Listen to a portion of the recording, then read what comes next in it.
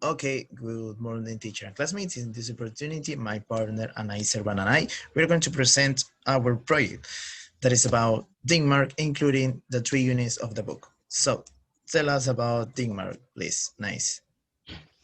To begin with, let me tell you that Denmark has an outstanding performance in the Global Environmental Performance Index. So it's important to note that Denmark loves clean and renewable energy. Wow. So now, what type of renewable energy does this country use? Well, I had no idea that the first is bioenergy from agriculture.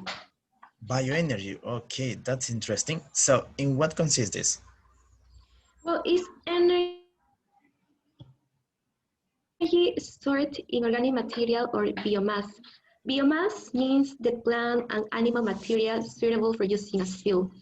And I find that quite surprising that nearly two-thirds of the Danish households are supplied with district heating, and roughly half of the fuel for district heating is made up of biomass, as you can see in the image. So from my point of view, it's okay for Danish to use bioenergy. I really hope they continue using this kind of renewable energy.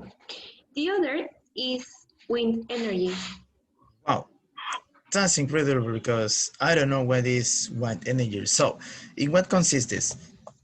Well, it refers to the process of creating electricity using the wind. So wind turbines are used to capture kinetic energy from the wind and generate electricity. And did you know Aegean offshore wind farms are under construction of the island of Mon in the Baltic Sea?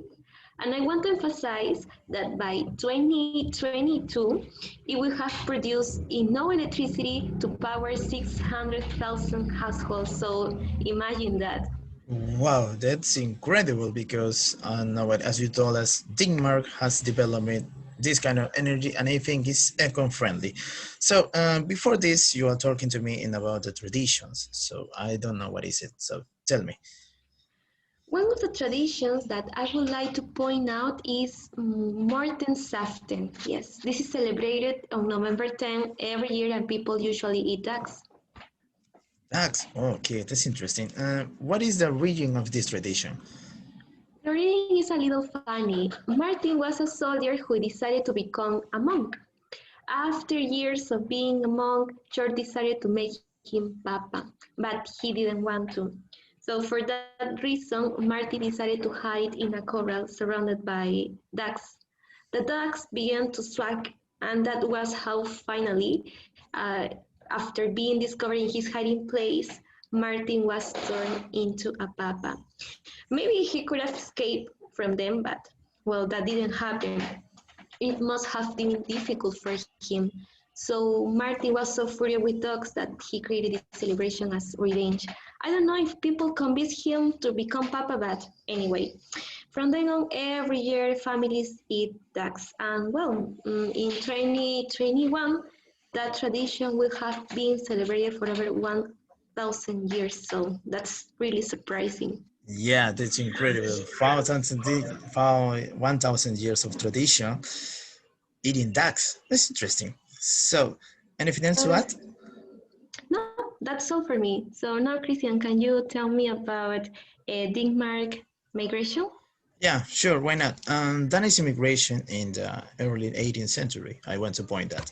For the early immigrants, the decision to immigrate was not easy. They might have been leaving home for an uncertain future. Many people died on the journey from dangers or diseases. In the new land, it was by no means certain that they would ever see family and friends again. It was a life-altering decision. Sad story. Economic problems were by far the greatest reason why most Danish people left for foreign shores. In the mid-1800s, the Danish population increased rapidly. This meant there were not enough jobs and unemployment must be increased. So, could you imagine that? In the late 18,000s, millions of European immigrants must have sailed into New York, the principal East Coast port, where more than 30,000 were processed through an immigrant station each week. Could you imagine that? 30,000 of people? I think it's incredible. Mm. Upon arrival, they were given quick, sometimes painful medical inspections and asked numerous questions. I think it's so invading privacy. Some did not pass the inspections and were sent back in the next ship, like, I don't know, rejecting and get out of my house. I had no idea that this had happened. For me, it's not enough. So that's it for immigration in Denmark. So guys, hope you like our presentation. We're glad to hear with you. So that's it. Goodbye and see you the next time. Thank you.